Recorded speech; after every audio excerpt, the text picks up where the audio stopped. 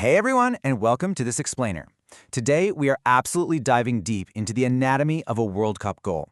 We're going to strip away that pure emotional magic for a second to look at the cold, hard science of how teams actually score, and then we'll jump right back into the legendary, almost superhuman willpower it takes to actually put that ball in the back of the net. Man, just hearing those words, what a strike that is. It instantly takes you back, right?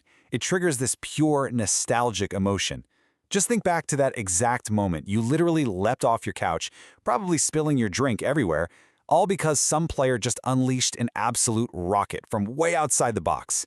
That right there, that is the raw, undeniable power of a World Cup goal. And how about glorious beyond glorious? It's that iconic broadcast commentary that just completely immerses us in the absolute chaos, the deafening noise of the crowd, and that unmatched thrill of the tournament. The World Cup, as we all know, isn't just a sporting event. It's this massive, global emotional roller coaster. And the goal? Well, that's the ultimate peak. So here's our game plan for today. We're going to hit 4 main points. 1. The magic of the goal. 2. The science of scoring. 3. Fontaine's unequaled feat. And 4. Ronaldo's endless reign. Let's get into it. Section 1. The magic of the goal. We all love that visceral, fleeting, split-second thrill that captivates billions of us around the globe. But how do these magical moments actually happen? I mean, behind the roaring fans and the passionate celebrations, there is a deliberate, highly tactical machine at work. So let's pivot from the emotion to the clinical data.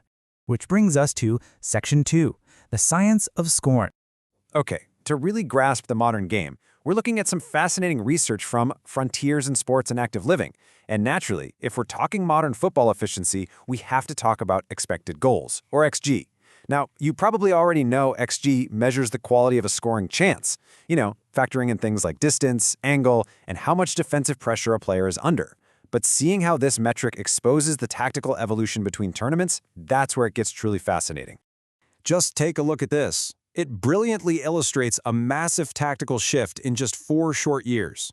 Between the World Cup in Russia and the one in Qatar, we witnessed a fundamental change in the actual types of actions that lead to goals.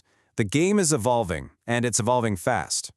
The breakdown here is just staggering. Back in 2018, a massive 38.5% of goals came from set pieces, so free kicks, corners, penalties.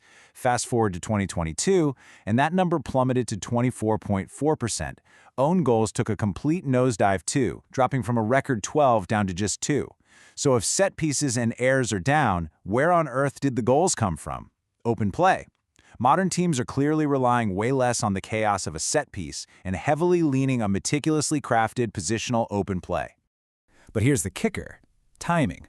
Despite all these rapid tactical shifts we just talked about, one thing remained incredibly consistent across both tournaments.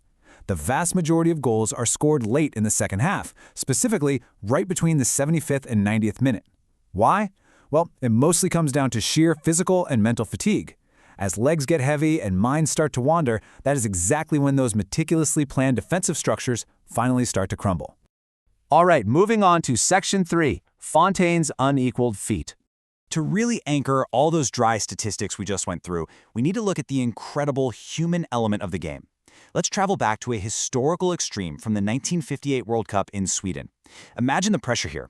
France striker Just Fontaine, a guy who, actually against orders, only took one single pair of boots to Scandinavia because he honestly didn't even expect to get any playtime. Then, suddenly, injuries force him into the starting lineup. He's ecstatic. But during their very last training session, he rips one of his boots. He later recalled, "I was devastated. I thought my chance could be gone." And this is where the story gets so beautifully human. There is literally only one other guy on the entire French squad who shared Fontaine's shoe size: Stéphane Brouet, the very same man who was directly competing with him for a spot up front in the starting 11. But Brouet gracefully saved the day. He put the team first and actually lent his boots to Fontaine. Think about that for a second. The greatest individual scoring feat in the history of the sport was achieved in a borrowed pair of boots. So what exactly did he do in those borrowed boots? Oh, just a staggering 13 goals in a single tournament. We're talking a hat trick against Paraguay, a brace against Yugoslavia, the winner against Scotland, a double against Northern Ireland, a goal against Brazil, and to just completely cap it all off, a quadruple against West Germany. That averages out to a goal every 42 minutes. It is a record that has stood for well over half a century, and honestly, it may never, ever be broken. And that brings us to our final stop, Section 4, Ronaldo's Endless Reign. Let's look ahead to the heat of the 2026 World Cup, where we're seeing something that was honestly thought to be completely impossible. By scoring in this tournament, Cristiano Ronaldo becomes the first man in history to score in 6 different World Cups. Just looking at this timeline, from a young, flashy winger back in 2006 to a veteran striker in 2026, his ability to adapt, evolve, and just survive at the absolute pinnacle of the sport is breathtaking. Think about it. At 41 years old, his sheer willpower is intensely focused on one mind-boggling number: 1,000 professional goals. He sits at 961 right now, and swirling around this historic 2026 campaign are these really intense rumors that he might make a spectacularly emotional final return to Sporting Lisbon, the exact club where his professional journey started way back when he was just 17. But it isn't just about padding his individual stats, it's about how he's evolved as a player. Take the 2026 match against Uzbekistan.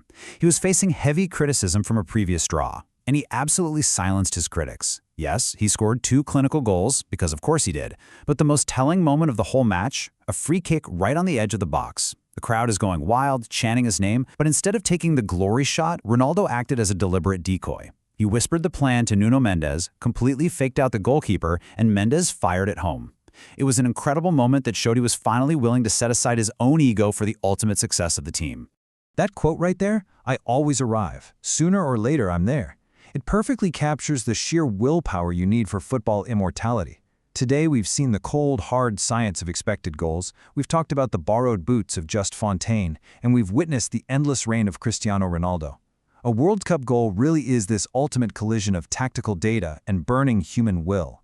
So, as the game continues to become infinitely more analytical, I want to leave you with this question. Will data completely solve the beautiful game, or will human willpower always find a way to break the math?